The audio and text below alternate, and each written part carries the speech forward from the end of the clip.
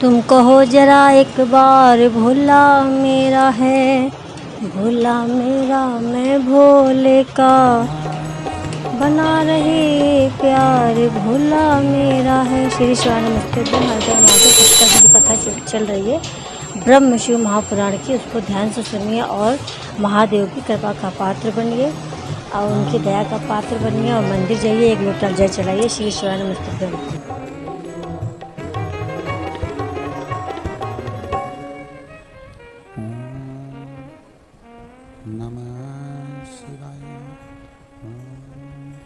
नमः शिवाय। ओम नमः शिवाय। विश्वनाथ भगवान की जय, पुष्कर राज भगवान की जय, पवरेश्वर महादेव की जय। हर हर महादेव, हर हर महादेव, हर हर महादेव। हर काशी विश्वनाथ गोवर्धनी परकालदर्शी कैलाशी अविनाशी भगवान शिव, जिनकी पुनीत पावन शिव महापुराण की कथा संपूर्ण विश्व के कल्याण हेतु बाबा देवादिदेव महादेव की कृपा से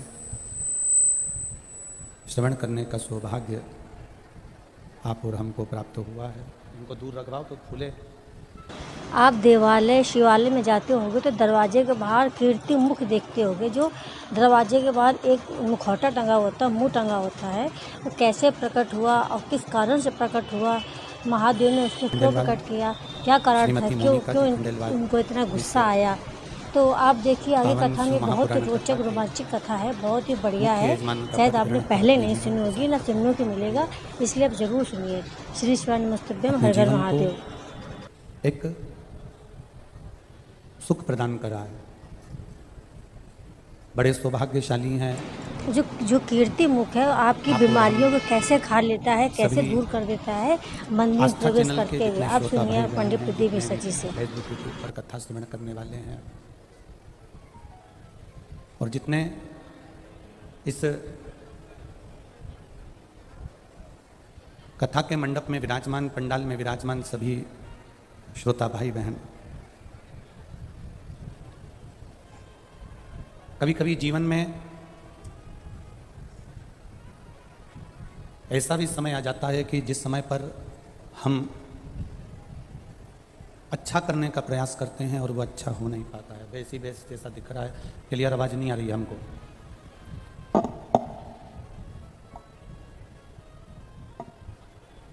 और शिव महापुराण की कथा कहती है, भगवान शंकर का चरित्र कहता है। ये वक्त चल रहा है सब?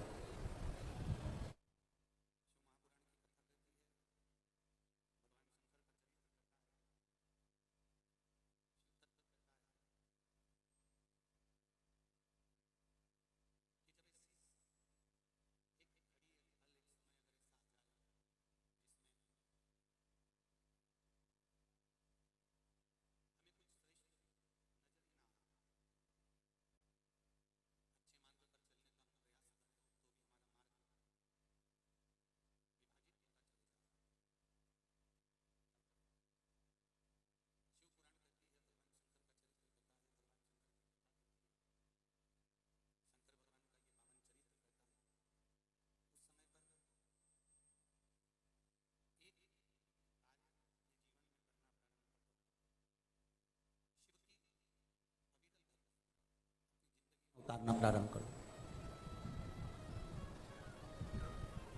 जो मंत्र शिव महापुराण के जो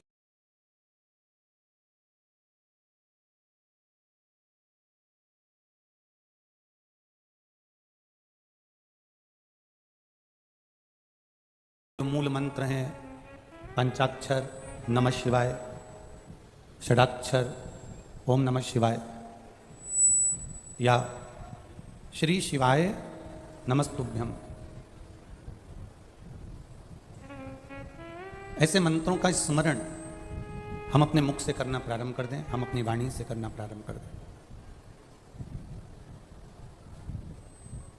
पुष्कर राज की ये पावन जो धरा है, पुष्कर राज की जो ये भूमि है, श्री शिवाय नमस्तुभ्यम, हर घर महादेव, हर हर महादेव। पूरे भारत की पुष्कर में भूमि जो पर कथा चल रही है, ब्रह्मा जी के शिव मंदिर नहीं महापुराण है, का तीसरा केवल दिन है आज। एक भूमि सुनिए पंडित प्रदीप पुष्कर मिश्रा राज की द्वारा। ऐसी है और ओम जहाँ नमः शिवाय, श्री ब्रह्मा शिवाय जी का नमस्तुभ्यम मंदिर मंत्र निर्मित। के गुरु जी कुछ बता रहे हैं, ध्यान से सुन ले और अमल कीजिए। एक क्षण भर का क्रोध, एक क्षण भर का क्रोध माता सरस्वती को आया और भैरव ने अपनी भैरवी का स्मरण कराया, तो वही सरस्वती सावित्री बनकर प्रकट हो जाती है और सावित्री बनकर ब्रह्मा जी को श्रापित कर देती है।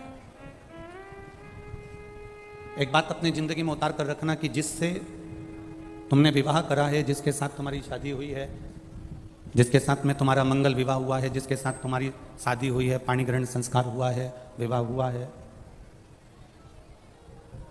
वो प्रयास करती है कि कभी अपशब्द ना बोले। पति भी प्रयास करता है कि अपनी धर्म पत्नी को आड़ा टेढ़ा शब्द का संबोधन ना दिया जाए।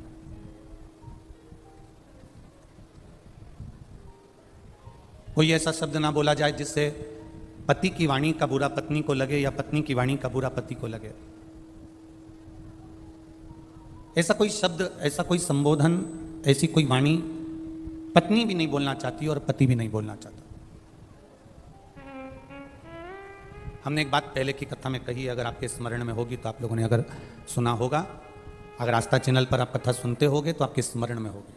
हमने पहले भी कथा में कहा, ना पति बुरा होता है, ना पत्नी बुरी होती है, ना सास बुरी होती है, ना बहू बुरी होती है, ना भाई बुरा होता है, ना देवरानी बुरी होती है, ना जेठ बुरा होता है, ना जेठानी बुरी होती है, ना हम बुरे होते हैं, ना हमारा रिश्तेदार बुरा होता है।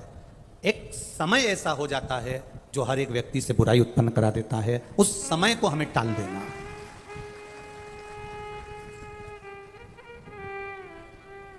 सरस्वती माता कब सावित्री बन जाती हैं? कब सावित्री माता सरस्वती बन जाती हैं? कब पार्वती दुर्गा बन जाती हैं? कब पार्वती माँ काली बन जाती हैं? कब लक्ष्मी वैकुंठी बन जाती हैं?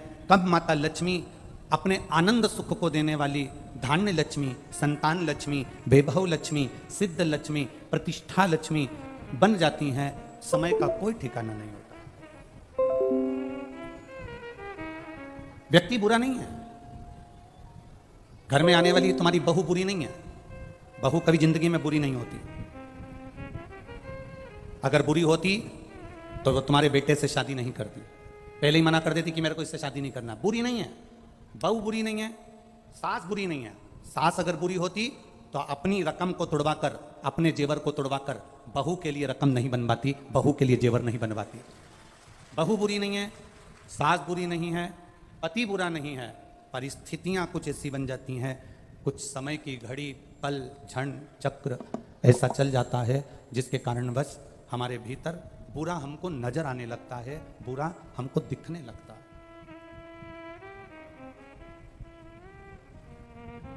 और जब हमको बुरा दिखने लगता है, जब हमको बुरा नजर आने लगता है, जब हमको बुरा सम्मुख में नजर आने लगता है, तो फिर हमारे यहां पर हमें अच्छा उसका बिल्कुल नजर ही नहीं आता। कुछ समय की गणना है।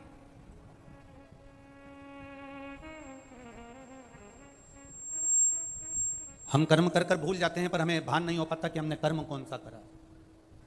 एक प्रसंग आपने सुना होगा, एक प्रसंग अपनी जिंदगी में उतारा होगा। भगवान कृष्ण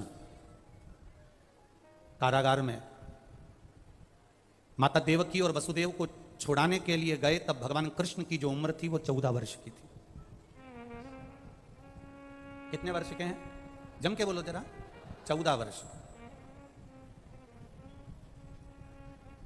भगवान कृष्ण जब माता देवकी को छुड़ाने के लिए गए, वसुदेव जी को छुड़ाने के लिए गए, उस समय पर भगवान कृष्ण की उम्र 14 वर्ष की है। तो माता देवकी के जब कारागार से भगवान मुक्त कर रहे थे, तो देवकी ने भगवान कृष्ण से पूछ लिया कि तू तो भगवान है, तू नारायण है, तू कृष्ण है, तू राम है, तू परमात्मा है, तू विष्णु है, तू दत्त है, और तू नारायण होकर, परमात्मा होकर मुझे छुड़ाने में तू 14 साल लगा दिए और 14 साल के बाद तू मुझे छुड़ाने के लिए आ रहा है। कृष्ण, क्या 14 वर्ष के पहले तू मुझे छुड़ाने नहीं आ सकता था? देवकी माता ने अपने पुत्र कृष्ण से कहा कि 14 साल की तेरी आयु हो गई और 14 वर्ष के बाद तू मुझे छुड़ाने के लिए आया है। कृष्ण, क्या तू मुझे 14 साल के पहले छुड़ाने नहीं आ सकता था? भगवान कृष्ण ने कहा, माँ 14 वर्ष के पहले मैं आ जाता, पर पुराना हिसाब पूरा नहीं हो पाता। माँ, जिस समय पर मैं राम बना था उस समय पर तूने केकई बनकर मुझे 14 साल के लिए वन भेजा था, इसलिए 14 वर्ष का हिसाब आज पूरा हुआ।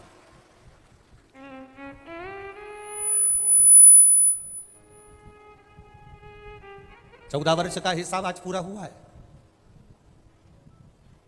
तूने मुझे 14 वर्ष के लिए वन करा था, वन भेजा था। 14 वर्ष मुझे वन में रहना पड़ा तो 14 साल तुमको कैद में रहना पड़ा। यह हिसाब है मनुष्य जीवन का। देवकी ने कहा, अगर मैं केकई थी तो यशोदा कौन है? भगवान कृष्ण कहते हैं, वो यशोदा राम अवतार में जो मेरी माँ कौशल्या थी, जो 14 साल मेरा इंतजार करी थी, वो यशोदा मेरी माँ कौशल्या। तूने मुझे 14 वर्ष के लिए वन भेजा तो 14 साल तुम्हें कैद में रहना पड़ा। वो 14 साल मेरा इंतजार करती रही, मेरा बेटा आएगा, मेरा पुत्र आएगा। रोती रही, मेरी याद में बिलखती रही, मेरी याद में अपनी आंखों के आंसू बहाती रही। इसलिए यशोदा जी की गोद में मुझे 14 साल रहना पड़ा, क्योंकि वो छोड़ना नहीं चाहती थी। कर्म कैसा है आपका? कर्म की गति कैसी है आपकी? पहले भी आपको कहा, आज फिर कहते हैं, मत बुरे कर्म कर बंदे वरना पछताएगा। भगवान की आंखों से तू बच नहीं पाएगा, तू बच नहीं पाएगा। अरे ओ अज्ञानी मत करना दान, अरे ओ अज्ञानी मत करना दान। तेरे कर्म का फल भी तू ही पाएगा, जैसा किया तूने तेरे आगे आएगा।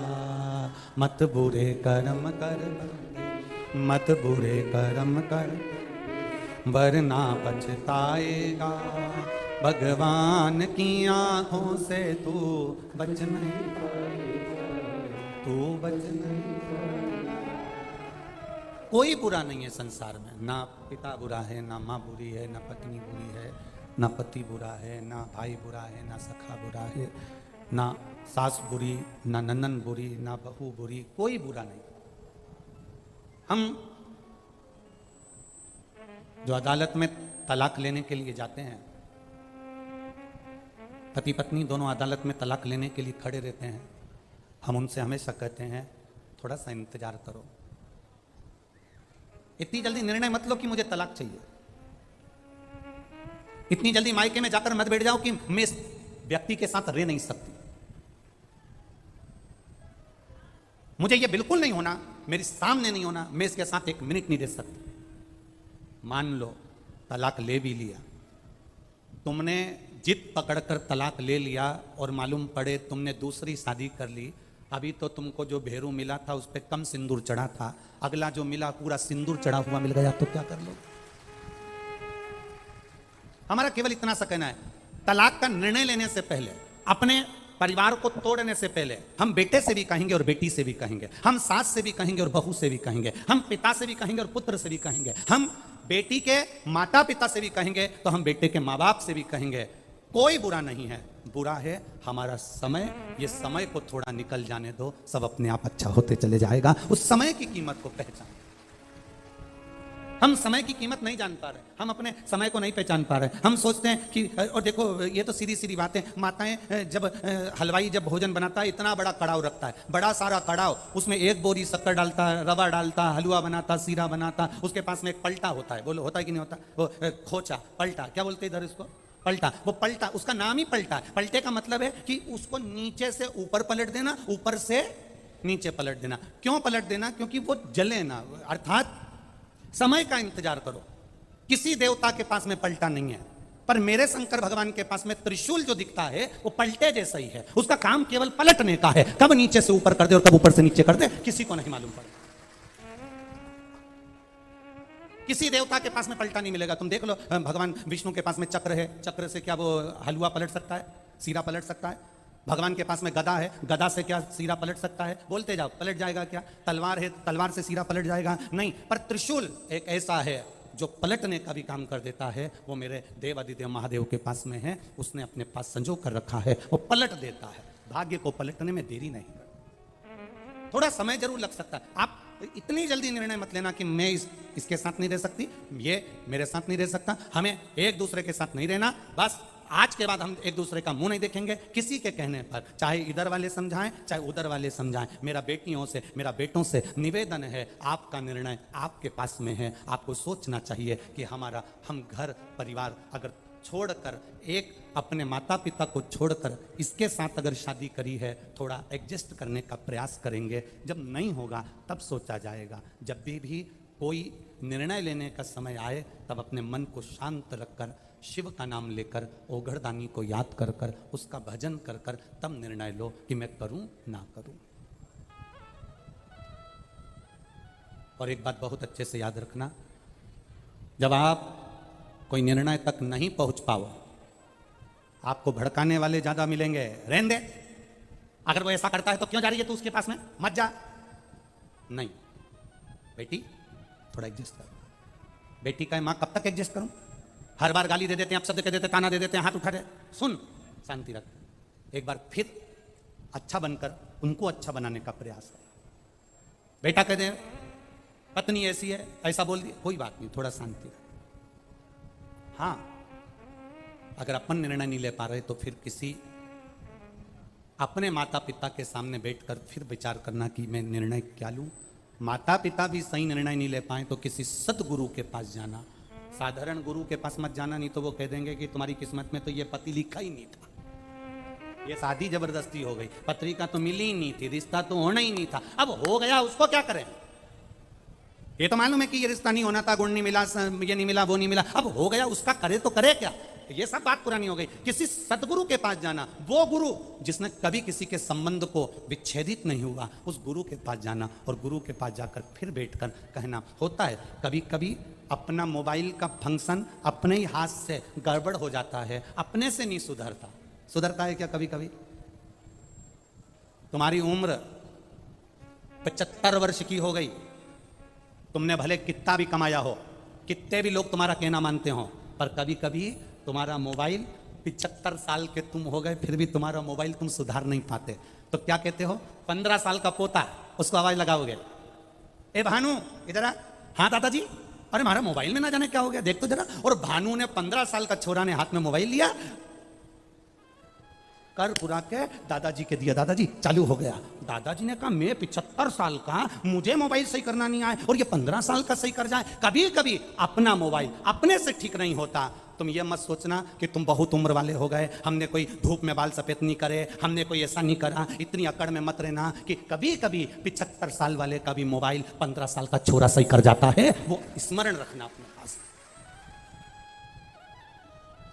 कभी कभी घर के छोटे भी अच्छा निर्णय दे जाते हैं, कभी कभी घर के बच्चे भी अच्छा निर्णय दे जाते हैं।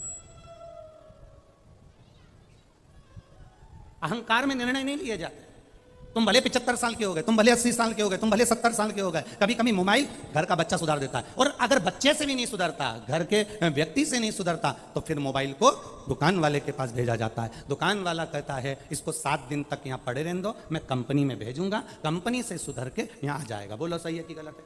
कंपनी में जाएगा, वहां से सुधर कर आ जाएगा। कितना दिन लगेगा? 7 दिन लगेगा। बस अगर तुम्हारी बुद्धि काम ना करे, तुम्हारा चित्त काम ना करे, सही निर्णय तुम अपने बेटा बेटी के लिए ना दे पाओ, तो फिर 7 दिन के लिए शिव पुराण में जाकर बैठ जाना। कंपनी में अगर जाकर बैठ गए तो मोबाइल ठीक हो सकता है। 7 दिन कंपनी में मोबाइल को ले जाकर पटक दो, ठीक हो सकता है। शिव पुराण, मोबाइल सही करने की दुकान, और पुष्कर राज कंपनी। अब 2 ही चीज एक ही जगह मिल गई तो तुम तो सुधर आए हो, फिर तो क्या सोच रहा हो? अब उसमें तुम्हारे को सोचने की जरूरत है क्या? यहाँ देखो बहुत अच्छा एक हम कहना चाहेंगे, जिन 1999 में हमने जब पहली कथा गीताबाई पारस सर ने जब करवाई थी, तो वो गीताबाई पारस सर इसी पुष्कर की रहने वाली और इन्हीं ब्राह्मण परिवारों में से थी जो हमारे सीहोर रहे रही।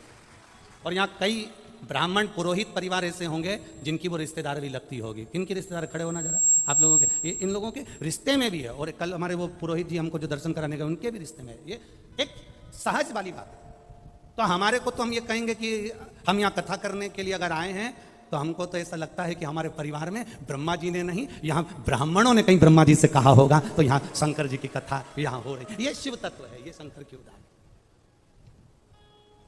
पुष्करणी ब्राह्मण गीताबाई पारसर पुष्कर की रहने वाली थी जिन्होंने पहली कथा का स्मरण करा।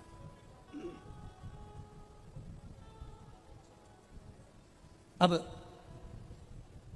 थोड़ा निर्णय लेने में देरी हो, थोड़ा चलेगा।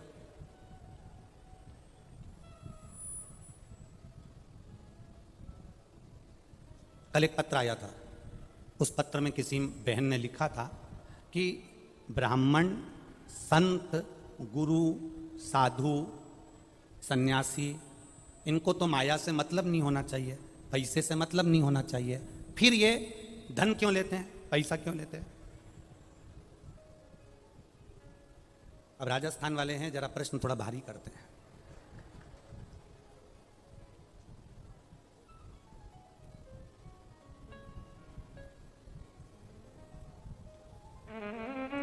डट के तो घी खाते हैं। कौन? अरे बोलो बोलो जम के। राजस्थान के लोग डट के घी केवल खाते नहीं है, राजस्थान मारवाड़ का एक एक व्यक्ति जितना खाता नहीं है घी, उससे दुगना मेहमानों को खिला देता है। ये वो राजस्थान, ये कोई साधारण है क्या राजस्थान? अब तो किसी ने पूछा, गुरुजी ब्राह्मण, संत, साधु, गुरु, पंडित, जितने साधु, सन्यासी, तपस्वी, इनको तो माया से मतलब नहीं होना चाहिए, धन से मतलब नहीं होना चाहिए, फिर ये पैसा क्यों लेते हैं, फिर ये धन क्यों लेते हैं, ये माया क्यों लेते हैं?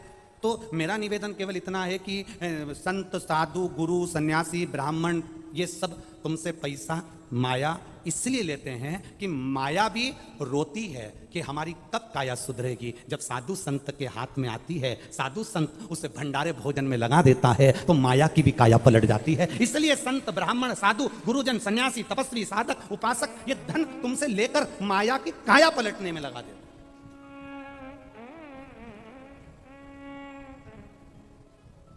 आप करो भगवान का भजन, मना नहीं, आप करो शिव का स्मरण, मना नहीं, आप करो शंकर की भक्ति, मना नहीं, पर उसमें कभी कभी ऐसा होता है कि काया पलटने के लिए एक बार जलंधर एक बार जिनकी पत्नी वृंदा भगवान नारायण की उपासक एक बार जलंधर जा रहा था, और जलंधर जाते जाते माता पार्वती जी को कैलाश के ऊपर देख लिया जलंधर ने। अब माँ तो माँ बड़ी सुंदर, हमने पहले भी कथा में कहा, जितनी सुंदर बहू नहीं होती उससे दुगनी सुंदर सास होती है। Old is gold. हम पहले भी कथा में कहे हैं, बहू को तैयार होने में 2 घंटे लग जाते हैं, सास को बस तीज का व्रत, सास का भी, बहू का भी, बहू का तीज का व्रत, बहू 2 घंटे में तैयार हो रही, बाल धोएगी, झड़ाएगी, तैयार होगी, चोटी करेगी, खजूर वाली चोटी बांधेगी, चूड़ला, फिर पायल, फिर लहंगा, फिर चोली, फिर चूनर, फिर गजरा गजरा ना जाने ये सब लगाएगी। और सास, बहू कह रही मम्मी तुम कब तैयार होगी, इतने में मम्मी बोल रही बहू तू तैयार हो जा, मैं तो तुरंत हो जा, पूजन का समय मम्मी तुम भी तैयार हो जा। बहू 4 बजे से तैयार होने में पिली, तब जाके 7 बजे भी पूरी तैयार नहीं हो पाई। सास ने कहा हो गई, बस अब भी आई, अब भी, तुरंत कमरे में गई, आधा घंटा फिर निकल गया, 7:30 बज गई, और सास स्नान करी, अंदर गई, 2 मिनट में चोटी करी, एक साड़ी उसने अपनी पुरानी निकाली और पटला पटली लगा के जो सास पहन के बाहर आई, इतने में तो बहू की जान जल गई। टोकरी के देखे तो सरी कई सुंदर लग रही है, ऐसे सुंदर, गजब। कारण क्या है? क्रीम की चमक 6 महीने रहती है, 4 दिन रहती है, 8 दिन रहती है, 4 साल 5 साल रहती है, पर सास जो भगवान की भक्ति में डूबी रहती है, अच्छे कर्म की चमक जिंदगी भर रहती है। उसको जरूरत नहीं है बहुत साज और श्रृंगार करने की, उसको बिल्कुल जरूरत नहीं है, वो बस अपनी मस्ती में रहती है। गई अंदर, और कभी कभी तो उसको अगर लाली लगाना भी नहीं आती ना, तो उसमें से ऐसे लेके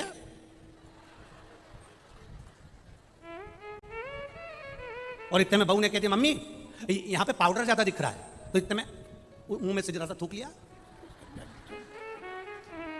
ओल्ड इज गोल्ड, उसको मतलब ही नहीं। उसकी भक्ति, उसका भजन, उसका कीर्तन, उसका मंत्र जाप, उसका स्मरण और उसका परिवार के प्रति समर्पण केवल सास का ही नहीं, बहू जो अपने परिवार के प्रति समर्पित रहती है उसको ब्यूटी पार्लर जाने की जरूरत नहीं पड़ती, वो खुद ब्यूटी क्वीन बन जाती है, अपने आप सुंदर हो जाती है, अपने आप उसमें सुंदरता दिखती है, अपने आप। और नहीं तो कहीं कहीं की रहती है। एक पत्नी ने नई साड़ी पहनी, त्योहार का दिन था, पति से पूछा मैं कैसी लग रही हूं। अब पति ने मन में विचार करा, सुबेरे सुबेरे कौन मूड खराब करे, पर पत्नी भी इतनी जिद्दी थी, वो जब तक पति से पूछे नहीं तब तक वो काम पे जाएगी। तैयार होके, बाल माल धो के, कंगा कंगी करके, बढ़िया जोरदार झुमका झुमकी पहन के, साड़ी माड़ी का पल्लू इधर पिन से टच करके, और पति से आके पूछी मैं कैसी लग रही हूँ। पति ने कुछ नहीं बोला, पत्नी ने पति का हाथ पकड़ा, कैसी लग रही हूँ। पति बोले ऐसी लग रही जैसे हरी घास में भैंस चल रही है। अब तू पूछने गई क्यों पहले तो, और पूछा है तो उसने बोल दिया, जो उसको लगा उसने बोला, ये तो अपना मन का भाव है, जो बोल दिया, जो स्मरण में आया वो बोल दिया। अब यहाँ जलंधर ने माता पार्वती जी को देखा, और पार्वती जी बड़ी सुंदर माँ माता बड़ी सुंदर है माँ।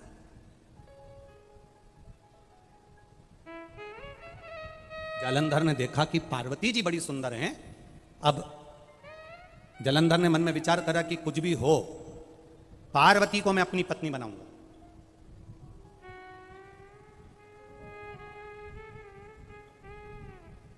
पहले एक कथा में कहा था, दूसरे की नारी, दूसरे का धन,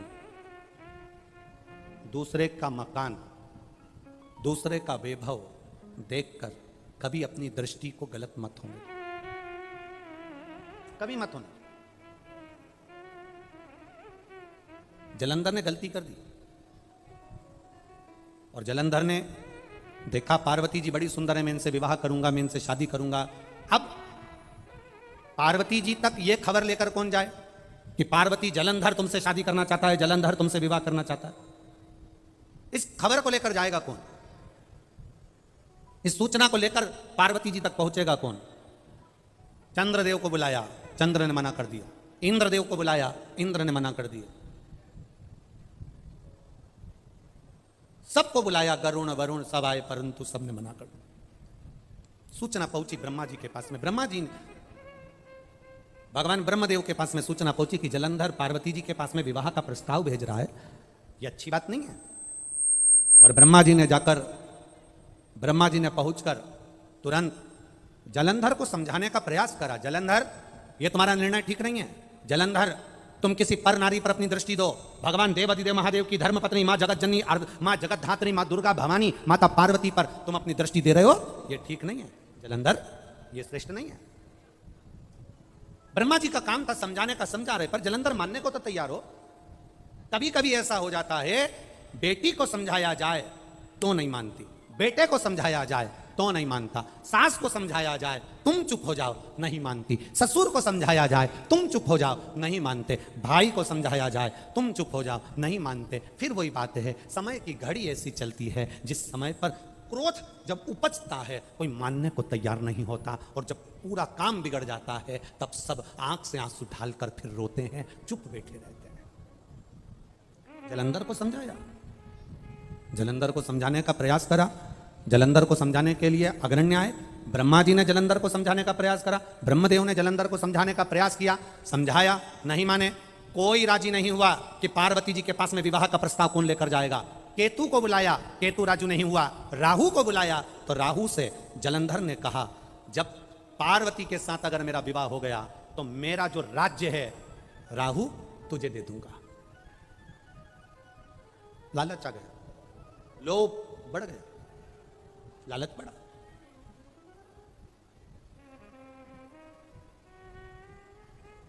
जब लोभ बढ़ता है तब व्यक्ति की जिंदगी को नष्ट कर देता है।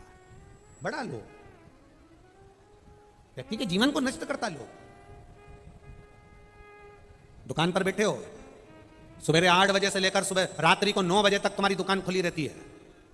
त्योहार आया, तुमने दुकान को और लंबा समय तक खोलना प्रारंभ कर, शरीर में रोग बढ़ता चले गया, शरीर में कष्ट बढ़ता चले गया। बड़ा लोभ बढ़ा, शरीर बेकार, शरीर में कष्ट आया। एक चीज पुष्कर राज की धरा पर हमको सुनने को भी मिली और देखने को भी मिली। इतनी कथा करने के लिए सारे भारत की भूमि पर, देश में, प्रदेश में जहाँ जहाँ लोग बुलाते हैं वहाँ वहाँ जाते हैं। ये कथा होने के बाद में ये 11 तारीख को पूरी हो जाएगी। 12 तारीख को अलवर राजस्थान में 1 बजे से 4 बजे तक वहाँ चालू हो जाएगी, अलवर की भूमि पर चालू हो जाएगी। पर एक चीज़ देखने को मिली पुष्कर राज में, जब परसों के दिन पानी आया, कल रात्रि को फिर पानी आया और खूब पानी गिरा, तो बड़ा सुनकर बड़ा अच्छा लगा। जब भक्तों ने मैसेज करा सीहोर कुबेरेश्वर धाम पर, और कुबेरेश्वर धाम से आशीष जी के पास में मैसेज आया कि गुरु जी को कहना कि पुष्कर राज में जहाँ कथा चल रही है उस कथा के आसपास में जो होटलें हैं, धर्मशालाएं हैं, जैसे ही रात्रि को पानी आया तो पंडाल की व्यवस्था देखते हुए सारे होटल वालों ने अपने अपने दरवाजे खोल दिए और सबको अपने अपनी होटल में प्रवेश दे दिया। उसमें लिखा, किसी होटल वाले ने शंकर के भक्त से 1 रुपया नहीं लिया और उन्होंने कहा पानी आ रहा है, आप अंदर जाके सो जाओ। एसी के रूम खोल दिए। मैं प्रणाम करता हूं पुष्कर राज के ऐसे भक्तों को, दंडवत प्रणाम करता हूं, आपकी भक्ति को नमन करता हूं। साधुता है। कोई होता है जब इतना पानी गिर रहा है, इतने सारे भगत आ रहे हैं, तो लोग उसका फायदा उठाते हैं, लोग उसका फायदा उठाते हैं। और धन्य है पुष्कर राज की ये पावन धरा, और धन्य है राजस्थान के निवासी, आपको दंडवत प्रणाम है जिन्होंने इतनी सेवा करी। साधु है, आपको साधु बात। बोल पुष्कर राज भगवान की। साधुता है आपको, बहुत बहुत साधु। होटल, अटारी, महल, संपदा, सत्ता, वैभव सब यहीं छूट जाना है, पर इतने शंकर के भक्तों के लिए आपने जो व्यवस्था करी है, इतने शंकर के भक्तों को जो आप पानी पिला रहे हो, भोजन करा रहे हो, या किसी ना किसी रूप में इनकी सेवा कर रहे हो, खाली नहीं जाएगा। तुम्हारी सेवा का फल मेरा महादेव 3 महीने में लौटा कर जाएगा निश्चित। वो सहज नहीं है महाराज। बोल बम का नारा है,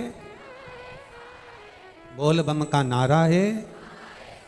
सहज नहीं है मेरा महादेव, सरल नहीं है मेरा महादेव, हिसाब पूरा रखता है, पूरा हिसाब है उसके पास। राहु के मन में लोभ जागृत हो गया।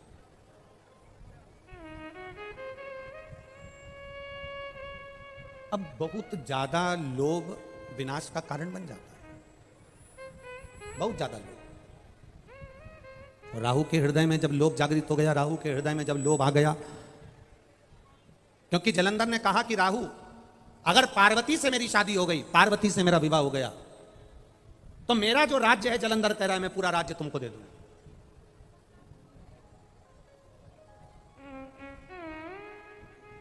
ये पूरा संपूर्ण राज्य मैं आपको दे दूंगा। राहु ने कहा ठीक है, यदि ये संपूर्ण राज्य मुझे मिल रहा है, संपूर्ण राज्य मुझे प्राप्त हो रहा है, ये संपूर्ण राज्य अगर मुझे मिल रहा है, तो मुझे विवाह का प्रस्ताव ले जाने में क्या दिक्कत है? मैं विवाह का प्रस्ताव ले जाता हूं। और विवाह का प्रस्ताव राहु लेकर चला। देव अधिदेव महादेव समाधि में लीन थे। पार्वती मैया देव अधिदेव महादेव के लिए सुंदर पुष्प के आंकड़े, सुंदर आनंद से आंकड़े के पुष्प की माला पार्वती जी तैयार कर रही थी, और इतने में राहु प्रवेश कर गया। राहु आया और राहु ने कहा, पार्वती जी, जलंधर आपको बहुत ज्यादा स्नेह करते हैं, जलंधर आपको बहुत ज्यादा प्रेम करते हैं, वो आपसे विवाह करना चाहते हैं। जैसे ही राहु ने कहा कि जलंधर आपसे विवाह करना चाहते हैं, सुनते से पार्वती जी को क्रोध नहीं आया, महादेव जी को क्रोध आ गया। पार्वती को क्रोध क्यों नहीं आया? उसका एक कारण है कि अगर नारी अपने पति के साथ मार्ग से जा रही हो, महाराज, नारी अगर मार्ग से अपने पति के साथ जा रही हो और पत्नी को कोई अपशब्द कहे तो क्रोध पत्नी में कम आकर पति में क्रोध ज्यादा आना चाहिए कि मेरी अर्धांगिनी मेरे साथ जा रही है और मेरे साथ मेरी अर्धांगिनी, बेस कम कर बाबू, मेरी अर्धांगिनी मेरे साथ में जा रही है और उसको अपशब्द कहा गया, उसको ताना दिया गया, उसको आड़ा टेढ़ा कहा गया, उसको अपशब्द बोला गया। पहले तो एक हिम्मत बांधो,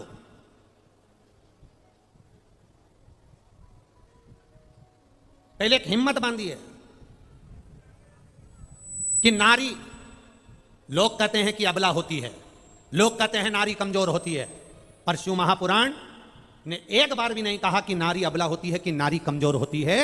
जब जब देवताओं पर भी आफत आती है तो माता पार्वती चंडी बनकर टूटमान हो जाती है। नारी ना कभी अबला होती है और ना नारी कभी कमजोर होती है।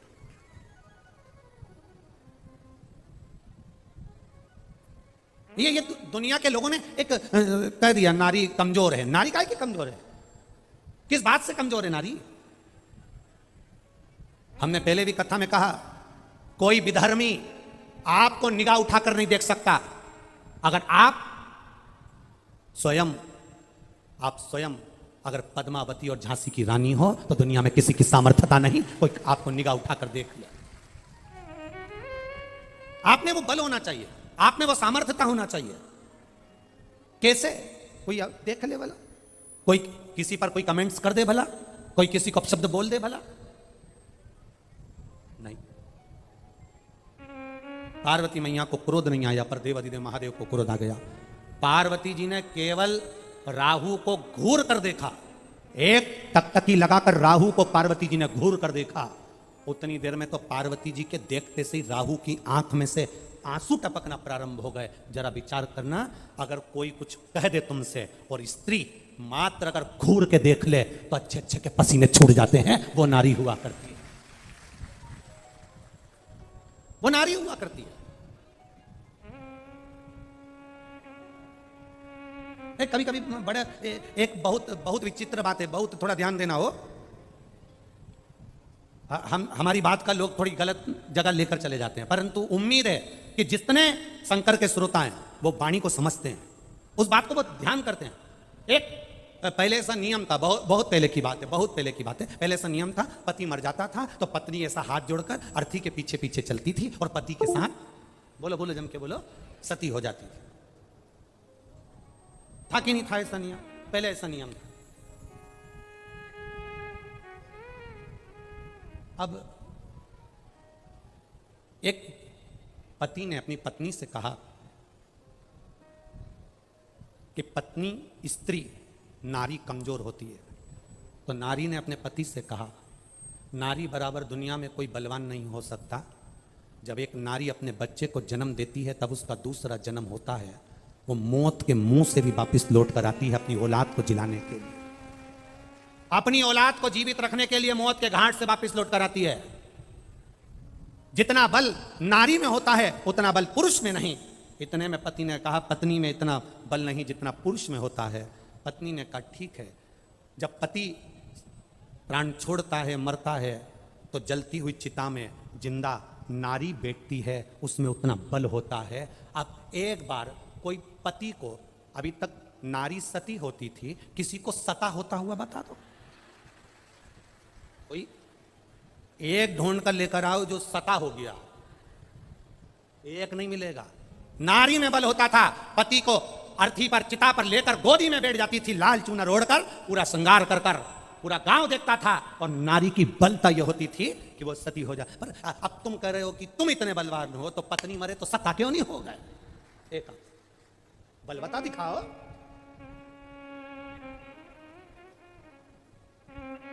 स्त्री कमजोर नहीं है, नारी कमजोर नहीं है। आज की बेटियों को देखकर, आज की नवयुवक पीढ़ी को देखकर, आज की बेटियों को देखकर तो हृदय से कहूंगा, मेरी बेटियां अब कमजोर नहीं हैं। अब भले कुछ भी हो, बेटियां कदम से कदम मिलकर चलना जानती है, कमजोर नहीं है मेरी बेटियां।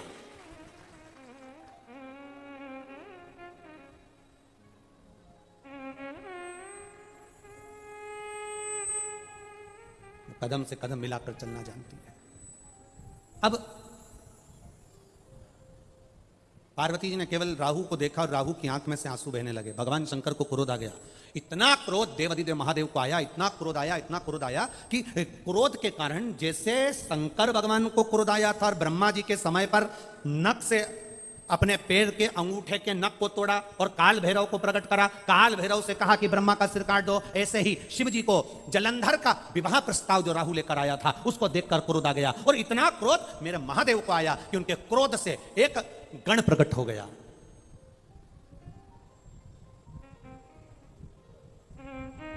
एक गण प्रकट हो गया जिसका नाम था कीर्तिमुख। क्या नाम है? कीर्तिमुख। एक गण प्रकट हुआ। गण ने पूछा मैं कौन? शंकर भगवान कहते हैं जैसे मैंने काल भैरव को प्रकट करा था, तू किसी भैरव से कम नहीं है, तू किसी भैरव से कम नहीं है।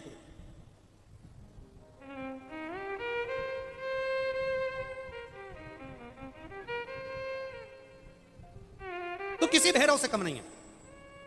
जा, मेरे प्रकट होने का कारण क्या है? शंकर भगवान ने कहा राहु को खजा, जा इस राहु को खा ले। अब राहु तो भागा।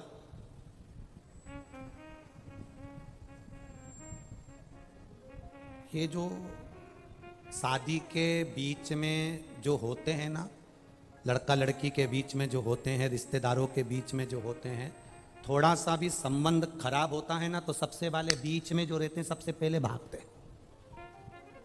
जिनने कराई थी शादी, जिनने कराई शादी, कोई के मामा जी ने कराई, कोई के मौसा जी ने कराई, कोई के काका जी ने कराई, कि हमारा परिचित था उसने कराई, और जैसे ही संबंध बिगड़ा, लड़का लड़की के बीच में संबंध बिगड़ा, अदालत में बात पहुंची तो जो बीच वाला है ना सबसे पहले पीछे हट जाता है। वो कभी नहीं कहता कि मैं तुम्हारा साथ दूंगा। अब क्या करें साहब, हमने तो अच्छा ही देखा था, हमने तो बताया था, देख लो, तुमने ही नहीं देखा तो हम क्या करें, हमको क्या मालूम था कि लड़की ऐसी होगी, हमको क्या मालूम था कि लड़का ऐसा होगा। बीच वाला भाग जाता। राहु भागा, जलंधर और पार्वती के विवाह प्रस्ताव को जो लेकर आया था वो राहु भागा। अब पीछे पीछे कीर्तिमुख भागता गया। भागते भागते राहु जलंधर के पास पहुंचा। मेरे प्राण कैसे बचेंगे? जलंधर ने कहा यहां से जा, अगर मुझे देख लिया तो मुझे खा जाएगा, चल यहां से। जलंधर ने भी भगा दिया। भागते भागते सब दूर गया, ब्रह्मा जी के पास में गया, इंद्र के पास गया, नारायण के पास गया, सब दूर जाकर आया, पर उसके प्राण बचाने वाला कोई नहीं था।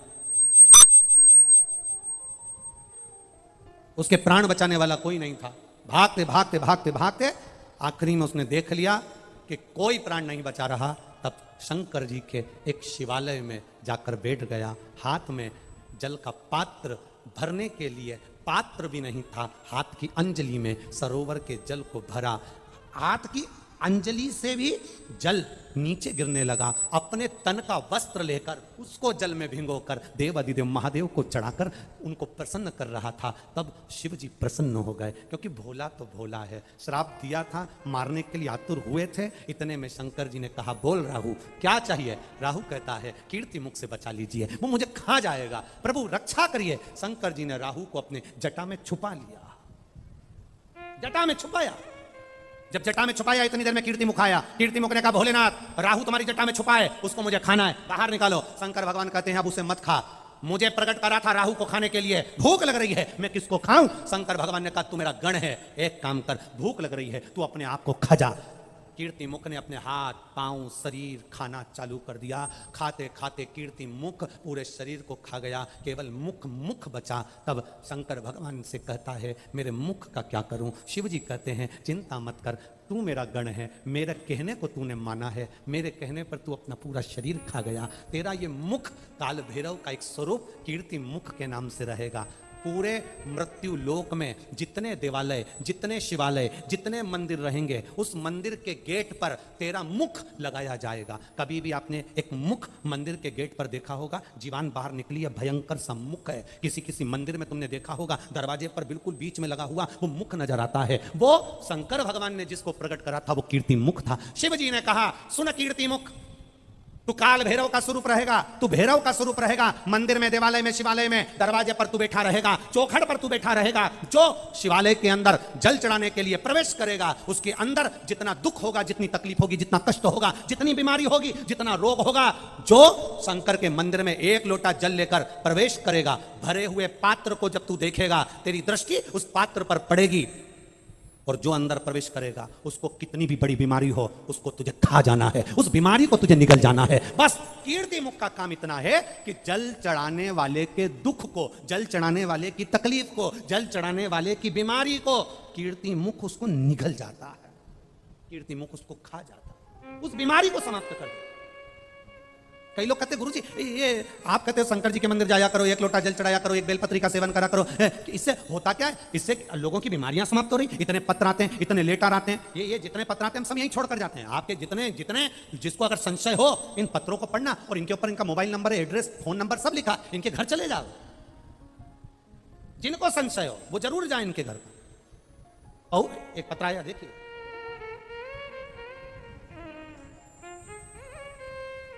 गुरुजी मैं बबलू कंवर निवासी परबतसर जिला नागौर की रहने वाली हूं, कहीं बैठी हो तो हाथ हिला सकती हैं। बबलू कंवर निवासी परबतसर जिला नागौर की रहने वाली हूं, कहीं बैठी हो तो अपना हाथ हिला सकती हैं। कहीं पर भी बैठी हो दोनों हाथ हिला सकती हैं अपने, कहीं दिखे तो हाथ ऐसा जरूर हिलाएं एक बार। मैं बबलू कंवर निवासी परबतसर जिला नागौर की रहने वाली हूं। पिछली सालासर कथा में आप राजस्थान के सालासर में आए थे। आप कहते हो पंडाल में बैठकर कथा सुनते समय जो मांगते हो वो मिलता है।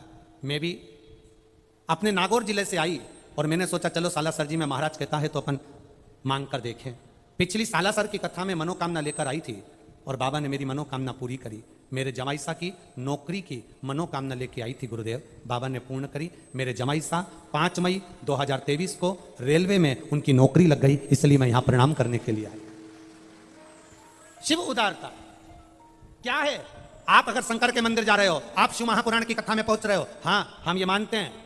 कोई कह रहा था गुरुजी ये पुष्कर का मेला लगता है, बहुत लाखों लोग आते हैं, पर इतनी भीड़ आ जाएगी, ये पुष्कर मेले का ग्राउंड छोटा पड़ जाएगा, ये कभी सोचा नहीं था, ऐसा अनुभव नहीं सोचा था। हम कह रहे हैं आए हो आप, कथा में पहुंचे हो आप, पंडाल में बैठे हो आप, केवल पंडाल में नहीं बैठे हो। जितने दिन तक शिव महापुराण की कथा जिस भूमि पर होती है वो भूमि भूमि नहीं रहती। मेरा कैलाश शंकर भगवान उतरकर उस भूमि पर आ जाता है और वर प्रदान कर जाता है। एक पत्र और आया है देखिए,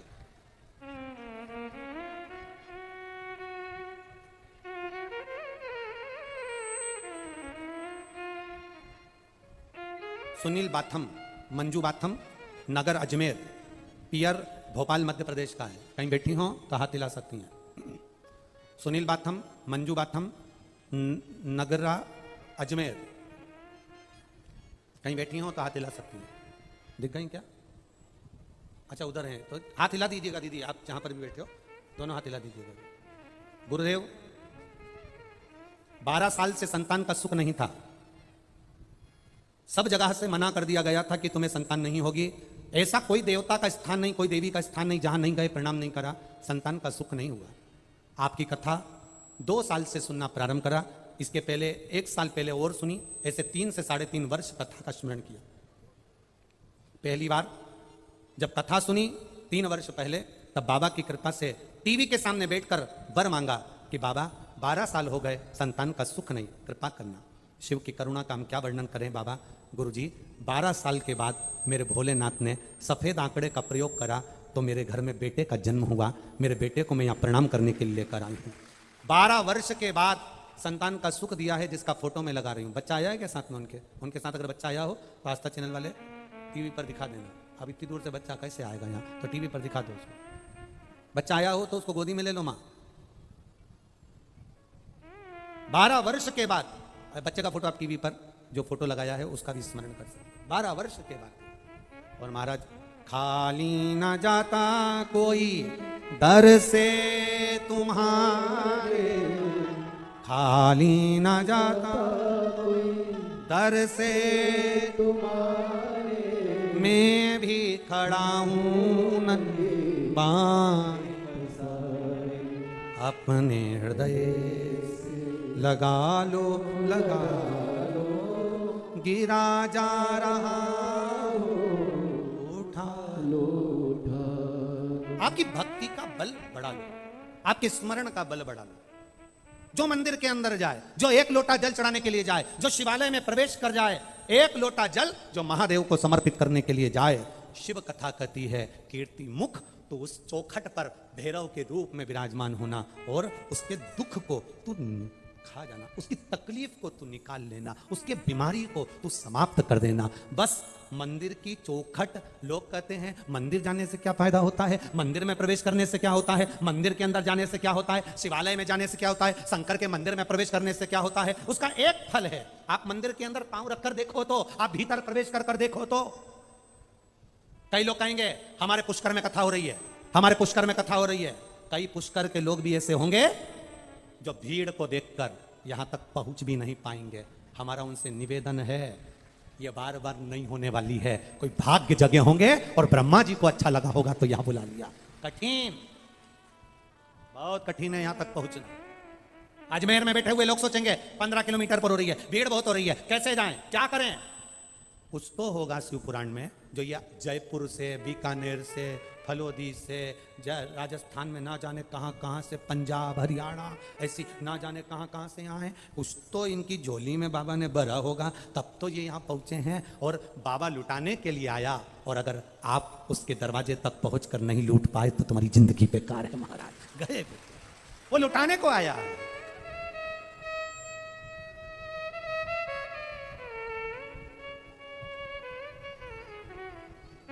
वो लुटा रहा।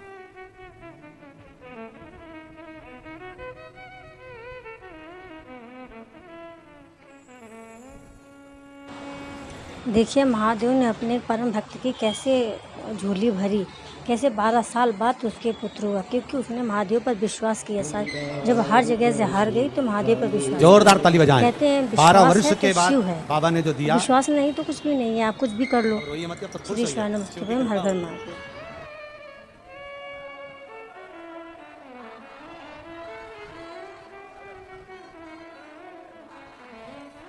शिव करुणा सागर। शिव, एक पत्र आया है, बड़ा बड़ा विचित्र पत्र है, देखिए बड़ा। गीता पटवा, राजस्थान, भीलवाड़ा, मांडल, सही बोला है? हाँ ठीक है, आप लोग समझ गए ना? हाँ ठीक है। गीता पटवा, राजस्थान, भीलवाड़ा, मांडल। मेरा मोबाइल नंबर ये है। कहीं बैठी हैं गीता? गीता पटवा जी कहीं बैठी हैं? अच्छा हाथ हिलाइए। गीता पटवा जी आई हैं? हाँ। मैं भोले बाबा का क्या बखान करूं गुरुदेव, जितना करूं उतना कम है। मेरे बाबा ने मुझे दूसरा जन्म दिया है। मेरी जीभ में एक गठान हो गई थी, वो गठान धीरे धीरे बढ़ती हुई बहुत मोटी हो गई थी, जिसका डॉक्टर को चेकअप कराया तो उन्होंने ऑपरेशन का बोल दिया। गठान कैंसर की थी, डॉक्टर ने कहा इसका ऑपरेशन होगा, थेरेपी होगी और ये जरूरी है। किसी ने कहा कि आस्था चैनल पर कथा आती है और वो सीहोर वाला महाराज करता है, शिव पुराण आती है, सुना करो। आपकी कथा सुनना प्रारंभ करी। आपने कहा शंकर जी पे एक लोटा जल चढ़ाओ, कुंदकेश्वर महादेव के नाम से उनसे विनती करो और वो जल पियो, बेलपत्री खाओ। हमने डॉक्टर को दिखाया तो डॉक्टर ने ऑपरेशन का बोल दिया। परिवार वाले बोले माँ ऑपरेशन कराओ। हमने कहा ऑपरेशन नहीं कराकर थोड़े दिन बेलपत्र खाकर देखते हैं, जल पीकर देखते हैं। गुरुदेव बाबा का हम क्या वर्णन करें, कैंसर की गठान थी और जल पिया, बेलपत्र खाई, मुख से हम कुछ खा नहीं सकते थे क्योंकि गठान मोटी थी जीवान पर, तो केवल पीस कर भोजन लेते थे, पीस कर ही सारा कार्य करते थे। बाबा की कृपा, जब बेलपत्री खाई, पानी पिया, बाबा पर चढ़ा हुआ, आज बाबा की कृपा से मेरा पूरा कैंसर समाप्त हो गया। मैं पूरी बोल सकती हूँ और खूब बोल सकती हूँ, मैं सब कुछ खा सकती हूँ और बाबा आपके सामने बैठी। ठीक हो?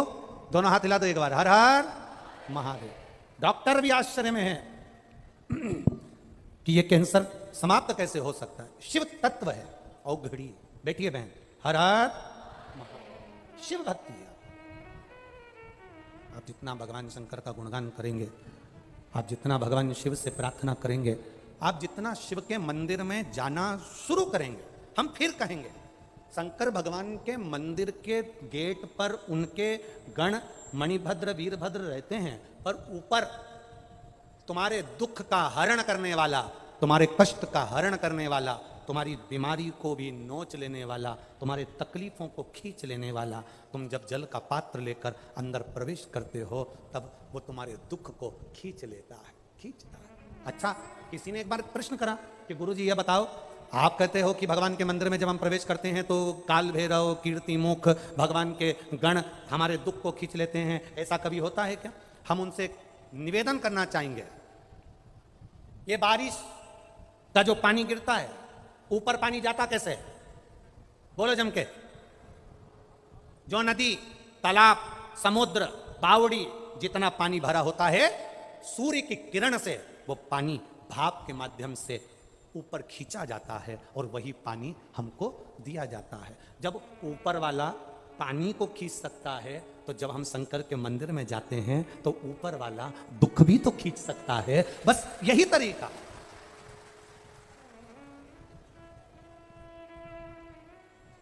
यही एक रूप है।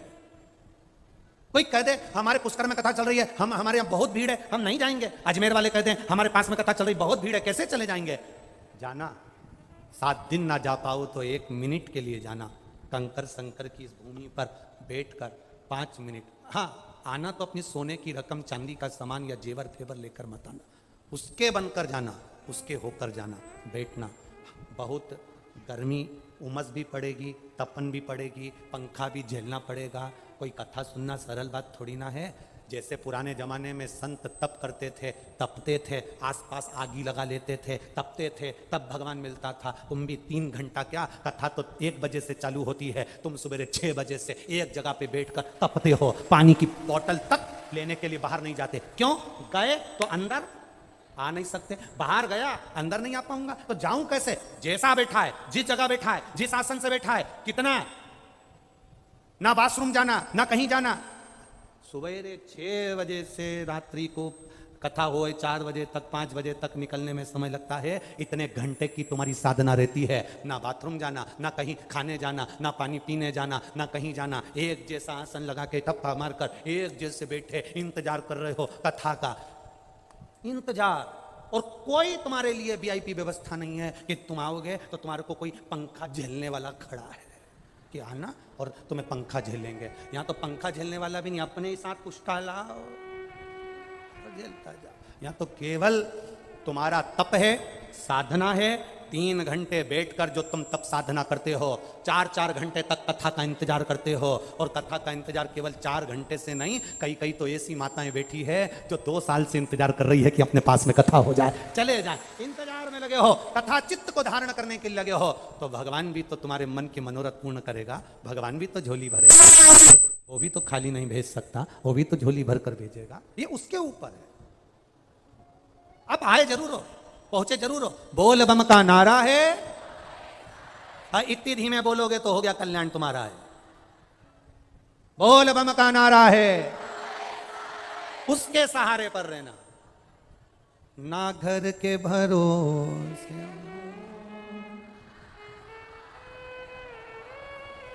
बहुत जोरदार, नजर उतार दूं तुम्हारी, कितनी जोरदार गाया, इतना जोरदार। बस यही तो आवाज चाहिए। हम वही सोच रहे थे राजस्थान वालों की आवाज कहां चली गई, आज आ गई। भोलेनाथ ने कृपा कर दी, पुष्कर राज बाबा ने। हाँ बोल दो, बोल दो। मेरे बाबा का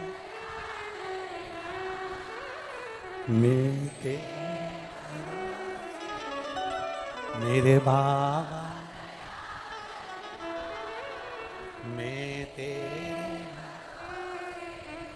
ना घर के भरोसे हूँ, ना परिवार के भरोसे, ना घर के, ना परिवार के भरोसे। मेरे बाबा दया करना, मैं तेरे भरोसे, ना इनके भरोसे हूँ, ना उनके भरोसे हूँ, ना इनके, ना उनके भरोसे हूँ। भोले बाबा दया करना, मैं तेरे भरोसे, मेरे बाबा दया करना, मैं तेरे भरोसे। हम शिव के भरोसे पर, हम शंकर के भरोसे पर, हम उसकी दृढ़ता के भरोसे पर। आप जाओ शंकर के मन, दुनिया के लोग कहेंगे शिव जी पे चढ़ा कर जल नहीं पीना चाहिए, कोई कहेगा नारी को शिवलिंग नहीं छूना चाहिए, कोई कहेगा कन्या को शंकर जी का शिवलिंग का स्नान नहीं कराना चाहिए, कोई कहेगा ऐसे हो जाओगे, कोई कहेगा वैसे हो जाओगे, कोई कहेगा तुम कुत्ता बन जाओगे, तो कोई कहेगा घोड़ा बन जाओगे। तो जो तुमसे कहे कि मरने के बाद कुत्ता बन जाएंगे तो उनसे पूछना तुम देख के आए थे क्या? किसने देखा? यहां तक शिव पुराण की कथा कह रही है, हमने तो वैकुंठ भी नहीं देखा, और राजस्थान वालों ने देखा हो तो बात दूसरी है। हमने तो पुष्कर देखा है, और पुष्कर देख लिया मतलब वैकुंठ देख लिया, बस बराबर है, एक ही बात है। हमने वैकुंठ नहीं देखा। हाँ, कोई दूसरे हो जिन्होंने वैकुंठ देखा हो और जो कह दें कि तुम ऐसा करोगे तो वैकुंठ नहीं जा पाओगे, नरक चले जाओगे, तो उनसे पूछना तुम नरक गए थे क्या, देख के आए थे क्या, मां किस तरह की गाड़ी है, फोर व्हीलर, पूछना स्कॉर्पियो है कि टवेरा है, पूछो उनसे। हम ना वैकुंठ की बात करते हैं ना हम नरक की बात करते हैं। आज तक इतनी शिव पुराण की कथा बाची, एक बार भी हमने इस व्यासपीठ से ये नहीं कहा कि तुम ऐसा करोगे तो नरक चले जाओगे, हमने ये भी नहीं कहा कि ऐसा करोगे तो वैकुंठ चले जाओगे। बोला कभी? कुछ नहीं बोला। इतना जरूर कहा कि मंदिर तक जाओगे तो तुम्हें वैकुंठ जाने की जरूरत नहीं पड़ेगी, वैकुंठ वाला टार्च लेके तुम्हें ढूंढता हुआ यहां जरूर आएगा। तुम काहे को जाओ? वो गाना याद कर लो, मैं ससुराल नहीं जाऊंगी, डोली रख दो कहारो, पहला संदेशा यमराज का आया, ये काले जेठ जी के साथ नहीं जाऊंगा। अगला संदेशा चित्रगुप्त का आया, ये डोकरा के साथ नहीं जाऊंगा। आखिरी संदेशा महाराज पिया जी का आया, मेरे भोलेनाथ का आया, तो नंदी पे बैठ के चले जाऊं, बस अब चाहिए क्या? नहीं जाऊं इसके साथ, नहीं जाना, जा।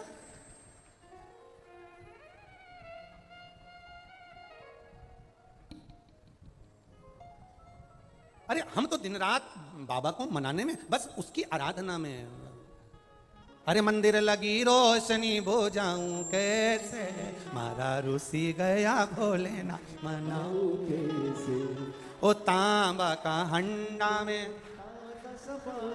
अरे तांबा का हंडा में तातो धरो पानी, अरे नहाए नहीं भोला नीलाऊं कैसे, ओ मारा रुसी गया भोला नाट मनाऊं कैसे। अब हम परमात्मा को रिझाएं कैसे, हम उसको मनाएं कैसे? अरे सोना की थाली में भोजन परोसा, अरे सोना की थाली में भोजन परोसा, अरे खाए नहीं भोला खिलाऊं कैसे, मारा रुसी गया भोला ना मनाऊं कैसे। अब वो खाए नहीं तो खिलाऊं कैसे, नहाए नहीं तो नहाऊं कैसे, ये अपने ऊपर है। हम जाएं महादेव को रिझाएं, शंकर को हम जब रिझाएंगे तो हमारा जीवन सार्थक होगा। जब जीवन सार्थक होगा वो दुख को खींचेगा, कष्ट को खींचेगा, बीमारी को खींचेगा, तकलीफ को खींचेगा, सारी समस्या का हल हम उसके मंदिर में उसको रिझाने के लिए पहुंचे। हम धन दौलत संपदा सत्ता वैभव, कोई कहता है सीवर वाला महाराज तो टोट के बता देता है, उपाय बता देता है, तो हम तो तुम जो समझो ना, टोटका समझो, उपाय समझो, कुछ भी समझो, पर कैसे भी जाओ, पर शंकर के मंदिर जाओ, अपना दुख मिटाने के लिए जाओ, शिव को पाने के लिए जाओ। तुम जाओ तो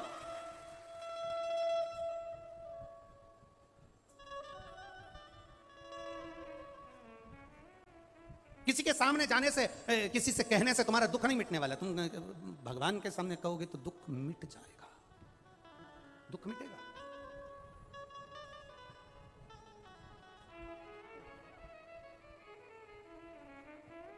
कहने से कटता है। एक बार देवऋषि नारद जिनके भीतर अहंकार आ गया, तब साधना करी उन्होंने और अभिमान भीतर समाता गया। शिव जी काम को नहीं जीत पाए, मैंने काम को जीता, अहंकार आ गया। मना करा था, भोलेनाथ जी ने कहा था कि यह बात आप देवऋषि नारद नारायण को मत कहना। शंकर भगवान ने कहा कि नारायण मेरी निंदा कभी नहीं सुन सकते। शंकर की पूजन करने वाले की, शिव की स्मरण करने वाले की, शंकर की भक्ति में डूबने वाले की, शंकर के भजन में डूबने वाले की कभी निंदा मत करो, क्योंकि तुम उसकी निंदा करते हो तो शंकर का भजन करने वाला तुम्हारी निंदा का जवाब नहीं देता। शंकर भगवान का भजन करने वाले का जवाब स्वयं शंकर ही देता है, स्वयं शंकर। और ये देवऋषि नारद के भीतर अहंकार जाग गया और कहां पहुंचे? सीधे पहुंच गए भगवान नारायण के पास में। नारायण के पास में पहुंचे तो उन्होंने देखा कि देवऋषि नारद के भीतर अहंकार आया और उन्होंने उनका बंदर का मुख बनाया। देवऋषि नारद का अभिमत्ता अभी भी समाप्त नहीं हुआ और सीधे आ गए पुष्कर राज की धरा पर। गर्ग संहिता वर्णन कर रही है, सीधे कुर्म पुराण वर्णन कर रही है, नारद पुराण वर्णन कर रही है। देवऋषि नारद आ गए पुष्कर राज की भूमि पर, जहां पर भगवान ब्रह्मा जी बैठे हुए थे और नारद जी ने उनका गुणगान गाना चालू करा। साथ में उनके माता गायत्री बैठी थी उनके नजदीक में। अब उनके नजदीक में माता गायत्री बैठी हैं, मां सावित्री उनके पास से चली गई हैं, माता गायत्री उनके नजदीक में बैठी थी। अब देवऋषि नारद को भगवान नारायण ने समझाया था कि देखो अहंता में मत पड़ना, अहंकार में मत पड़ना, अभिमत्ता से दूर रहना। पर नारद जी ने सोचा शंकर भगवान ने मुझे ज्ञान दिया, भगवान विष्णु ने मुझे ज्ञान दिया, सब मुझे कह रहे हैं कि तुम्हें अहंकार हो गया, तुम्हें अहंकार हो गया, परंतु ये मुझे जानते नहीं है मेरी गायन विद्या कितनी प्रबल है, मेरी विद्या का मुझे कितना आनंद है। मैं अगर भजन कर दूं, मैं गाना गा दूं, मैं संगीत की विद्या का आनंद कर दूं तो सब मेरे पीछे हैं। अब पुष्कर राज की भूमि पर आकर देवऋषि नारद ने गायन विद्या करना प्रारंभ करी। जो गायन विद्या देवऋषि नारद ने चालू करा, गाना प्रारंभ करा, जो गाना प्रारंभ करा, नारद जी क्या गा रहे थे? ब्रह्मा जी का यश गुण।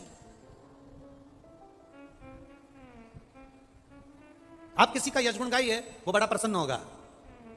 आप कह दो हमारी बिमला जी जी बहुत जोरदार है जी, बिमला जी जी का कई कहना ऐसा काम करे, पूरा शादी का काम हमारी बिमला जी जी संभाल लेती, पूरा शादी का।